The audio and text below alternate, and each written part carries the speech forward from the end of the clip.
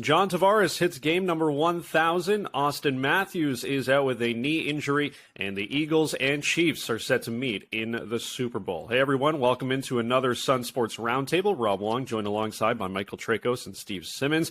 And, guys, John Tavares has had a pretty darn good career in the NHL, finally reaching that 1,000-game mark. He, of course, was a junior star, winning gold medal at the World Junior Championship. That Stanley Cup has eluded him, of course, but based on his resume, you add in the Olympic gold medal too, Michael, that maybe he wasn't a part of because he was injured early on in those Olympics. But when you take a look at the entire career, is John Tavares a Hall of Famer in your mind? No, and it probably comes with an asterisk, guys. Let's face it, this guy's career is still being written. But right now, I put him alongside guys like Claude Giroux.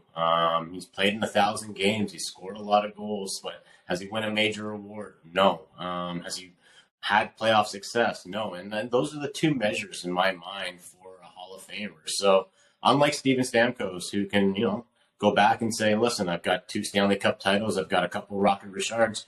John Tavares has neither of those things. And until he does, he's not a Hall of Famer in my mind. He's just a very good player.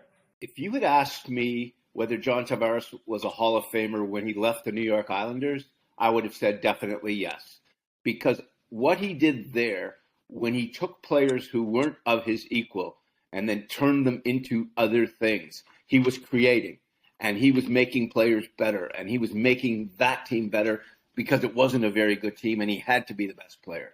Since coming to Toronto, I don't think he's had the same effect. Even though the numbers are pretty similar and the point totals are pretty similar, I don't see the impact on the team or the game the same way. So Michael's right. If he doesn't have some kind of terrific playoff resume when his career is over, it's going to be hard for him. He's going to be borderline, I think, based on what we've seen right now, and especially on the 5 years in Toronto, where the numbers, again, it's a straight line with Tavares. He's an amazingly consistent guy, but he hasn't had the impact that he had when he was with the Islanders. Steve, he has never been the Leafs' best player. I'd argue that he hasn't even been their top 3 player. Well, maybe 1 year he was, or maybe 2 years he was, but this year he is their 4th best player. You can't be a team's 4th best player and be a Hall of Famer unless you're on a team like the Edmonton Oilers back in the 80s. Meanwhile, guys, Auston Matthews is out a minimum of 3 weeks with a knee injury, leaving a massive chasm in that Leafs lineup. Steve, who in your mind needs to step up the most in his absence? Well, I think it's been stepping up for the entire season, which he hasn't done yet, is Alex Kerfoot. I mean, you don't pay $3.5 million for a 4th liner. You pay it for a guy who you can move up and down the lineup. And Sheldon Keefe loves the fact that he can move him around. Well, now you need him to play center because there's not a lot of centers there. And so you need him to play center and to be offensive and to create and to use his speed. And I think he has some of that ability. It's a question of can he do it, and can he do it when it matters? Yeah, for me, it's Morgan Rielly, and I know he's not going to play center for Auston Matthews, but as we saw against the Capitals on Sunday night, when he's going offensively, this team does look different. And especially when you take away Matthews' offensive output, having Rielly step in more from the back end and not be a liability defensively is going to be huge for this team. So looking forward, I'm really watching Morgan Rielly to see if he can step forward and maybe not be that number 1 defenseman, but at least be that number 1B for this team. He doesn't have to be the number 1 guy. He has to be the number 1 guy when he has the puck. And if he can do that, you're right, Mike. He can be a difference maker. And very few teams have that kind of offensive defenseman, which gives the Leafs an advantage when Rielly's on his game. Well, the good news historically for the Maple Leafs is their record has been pretty good without Auston Matthews. Finally, the Super Bowl matchup is set, guys. The Eagles set to meet the Chiefs. Call it the Andy Reid Bowl if you want, but quite an intriguing matchup we have here with a couple of super quarterbacks in Patrick Mahomes and Jalen Hurts. Michael, based off of what you saw this weekend, who do you like in the championship Well, game? how do you bet against the Kansas City Chiefs when you know that the refs are obviously pulling for this team? But in all seriousness, Patrick Mahomes continues to show that if you give him a chance or multiple chances, as it were, he's going to do damage. And you've got 2 of the best teams in the NFL. I don't know if it's the sexiest matchup or the matchup that, the casual sports fan or even football fan wants, but to see the Chiefs in there again, I think it's going to pull in a lot of viewers. And you know what?